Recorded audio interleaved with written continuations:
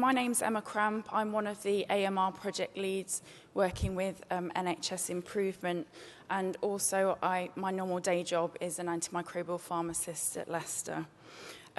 So I'm going to briefly talk about the new CQUIN, in particular the AMR parts of the CQUIN, so that's 2C and 2D. Now these are provisional changes. We haven't yet heard from NHS England who haven't signed them off finally yet. So these are provisional changes I will discuss. And this is the CQUIN that will run from April 2018 to March 2019. So I'll discuss what the purpose of the CQUIN is, although Celia's given a really good background. I'll discuss the changes to the antibiotic review part of the CQUIN, so that's 2C. I'll talk about the antibiotic consumption section and the changes there to part 2D.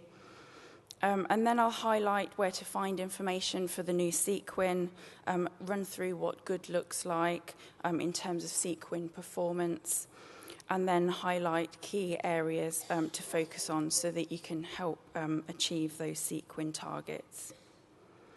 I'll then finally talk about the joint webinar that's happening tomorrow with Public Health England and NHS Improvement, where we'll go through the finer detail of the CQUIN. So for the purposes of this presentation, I'll run through the basic changes that are happening, and tomorrow during the webinar we'll go in depth into how you collect the data, where you find the data collection tools, etc. So the purpose of the AMR parts of the CQUIN, so 2C and 2D, well, really there's a clear focus on improving stewardship, and this involves driving thorough antibiotic reviews where there's a clear documented evidence in the medical notes for the wider clinical team to view. This will also help direct clinicians to review empirical treatment, review test results, and then reevaluate treatment. And therefore, it will help guide IV to oral switch and also de-escalation of antibiotic treatment. So the AMR part of the CQUIN, as Celia's already mentioned, works in conjunction with the sepsis sections of the CQUIN, so 2A and 2B. But also we've been linking in with the work that Public Health England, NHS England and RHI have been working on, which is reducing inappropriate prescribing by 50% by 2021. So the CQUIN will help ensure that these 24 to 72-hour reviews for each antibiotic will help reduce inappropriate prescribing. We should also be thinking about altering the proportion of antibiotics that we're currently using. So, for example, reducing broad-spectrum antibiotics and increasing narrow-spectrum antibiotic treatment. So, to start off with, I'll talk about the antibiotic review section. So this is part 2C. So, as you can see here, I've highlighted in red any changes to the new CQUIN, so it's clear for everyone. So there's 3 criteria that the antibiotic review needs to meet. Now, having said that, none of these criteria are essentially new. They've just been reworded or tweaked to make them a lot clearer. So each antibiotic that's reviewed for the treatment of sepsis will be included in the CQUIN will need to be reviewed following the 3 criteria as follows. So criterion 1 hasn't changed. The clinical review must take place by an appropriate clinician, so an infection senior doctor, and by that we mean ST3 and above, an infection pharmacist, or a member of the senior clinical team looking after the patient on the ward, and again that's ST3 or above. So criterion 2 should look familiar to most of you. And again, this hasn't really changed that much. So it's the documented review that should consist of one of the 7 prescribing decisions, sort of following a start, smart, then focus approach. So those 7 options are stop, IV to oral switch with a documented review date or duration of the oral antibiotic, refer the patient to OPAT, continue the same antibiotic but have a new review date or duration, change the antibiotic, so escalate to a broad-spectrum antibiotic with a new review date or duration, change and de-escalate to a narrow-spectrum agent, and again, have a new review date or duration, and change based on blood culture results with a new duration and review date. So hopefully those sections in red highlight the need for every antibiotic prescription that's reviewed. It must have a duration or review date. And that's essentially the change for the 18-19 CQUIN. So for this CQUIN that's happening at the moment, for 17-18, we have allowed the option where antibiotic prescriptions are reviewed, where you don't necessarily need a review date or duration. And we've really incorporated this just to drive improvements in stewardship. So during this financial year, CQUIN 17-18, during Q2, 99% of hospitals have actually met this target and milestone. So this suggests that it's quite easy to achieve. And I'm sure you're probably already aware, but it's very easy to just document, continue in the medical notes, and not actually think about what we're treating, reviewing micro results, and thinking about the duration as well. So we've incorporated this just to drive improvements in stewardship. So the third criterion details that if the decision for the patient is to remain on an IV antibiotic post the 24 to 72 hour review, there should be a documented rationale in the medical notes as to why that patient needs an IV antibiotic. So these are just examples, but we would expect one of these options to be documented in the medical notes so that it's clear for the clinical team. So perhaps the patient's nil by mouth or not absorbing via the GI tract, or if there's no oral option available, the patient might not be clinically improving, or they might have a deep-seated infection where it's not appropriate to switch from IV to oral, or it might be based on expert advice.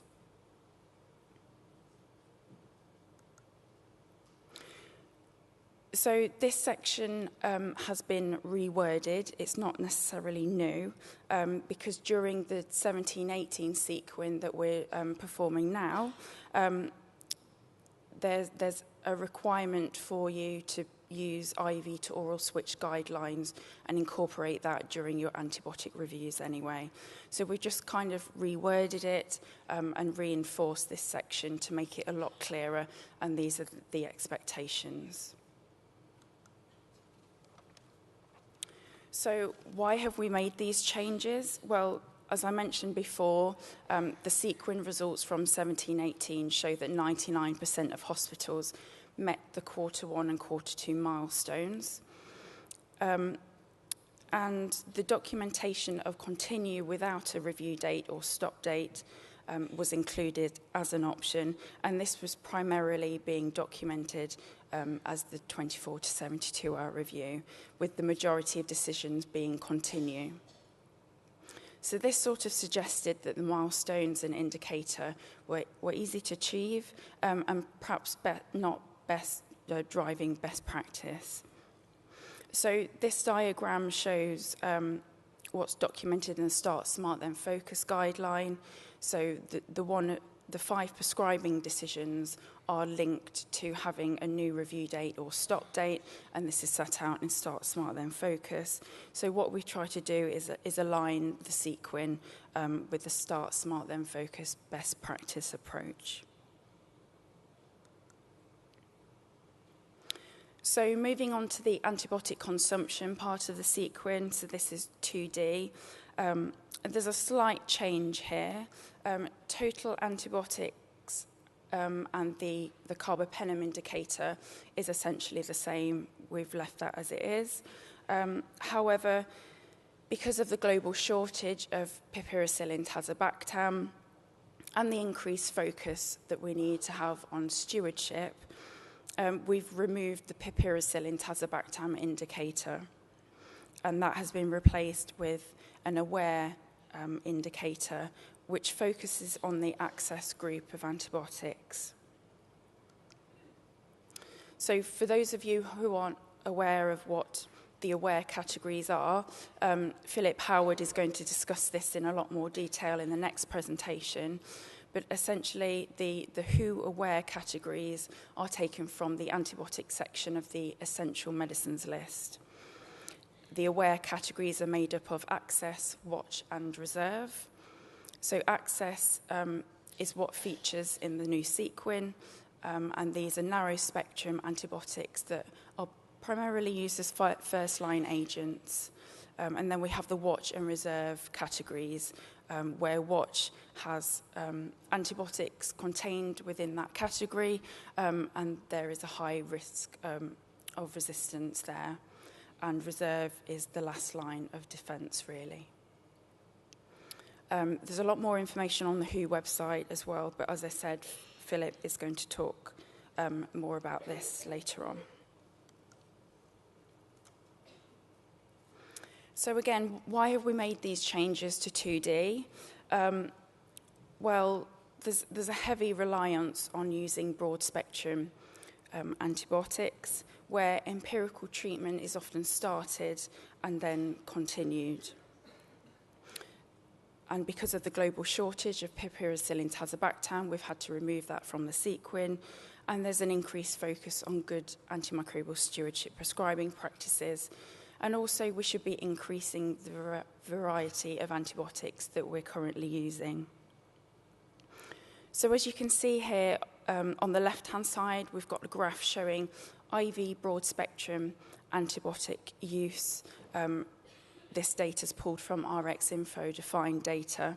So we've got all the trusts in England on the y-axis, and then we've got DDDs per 1,000 admissions on the x-axis. And you can see there's a huge variation in terms of hospitals using IV broad-spectrum antibiotics, with some hospitals using very little and a lot of hospitals using a lot. And then also on the right-hand side, we also have a graph showing the proportion of antibiotics used within the aware categories. So as you can see, the majority come from access and watch categories. But again, similar to IV broad-spectrum use, there's a lot of variation out there.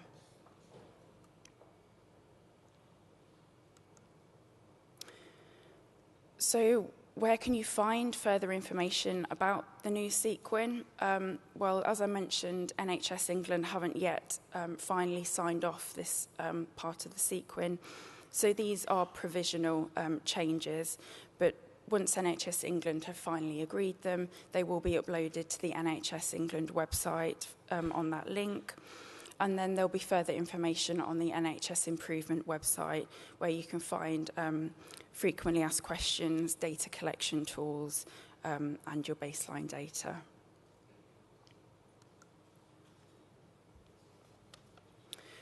So this graph, it just shows really the proportion of access antibiotics that are used within England. And as I mentioned before, there's a huge variation, with actually some hospitals doing really well. They're using a lot of narrow-spectrum antibiotics. And where they feature narrow-spectrum antibiotics is normally for a numerous indications, but for example, hospitals that use narrow-spectrum treatment for sepsis are actually already meeting this part of the CQUIN. But then, however, there are other hospitals that have a long way to go. So Public Health England will also host CQUIN performance data on the Fingertips AMR portal. And there's also, for the secondary care pharmacists in the room, there's a new aware categories on the RX Info Define website for you to use. So what does good look like? Well, the majority of hospitals are continuing to reduce their antibiotic consumption during 17-18 for all the three parts of the CQUIN, so piperacillin, tazobactam, carbapenems, and total antibiotics, which is great to see. Despite the difficulties with, winter pressures, increased admissions, reduced staffing levels, they are continuing to meet all three parts of the CQUIN.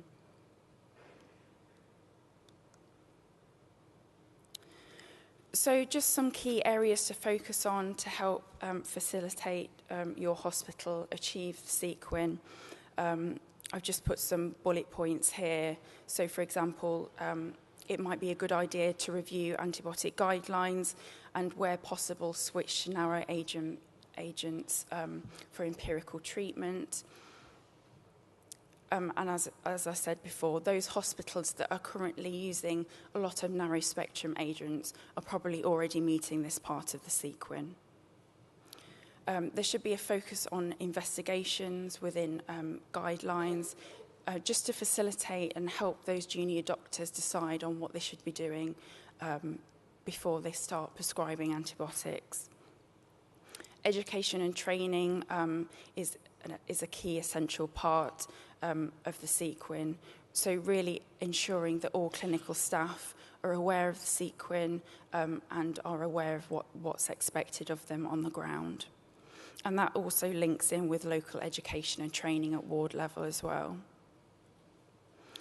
So IV and oral switch reviews could be embedded into clinical practice. So perhaps you could implement a ward round checklist for your clinicians to work through just as a prompt, or stickers could be used in the medical notes to prompt an IV rationale to be documented.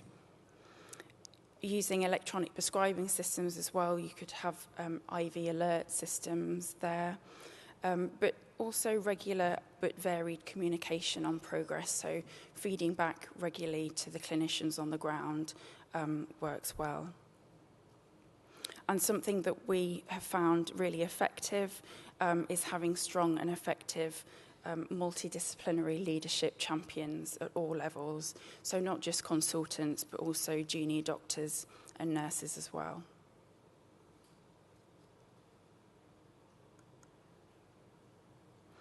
So for anyone that wants to join into the webinar tomorrow, we'll go into further detail of what the CQUIN consists of. So we'll talk about milestones and targets, how to collect the data, for example. You can register using this website here. Thank you very much.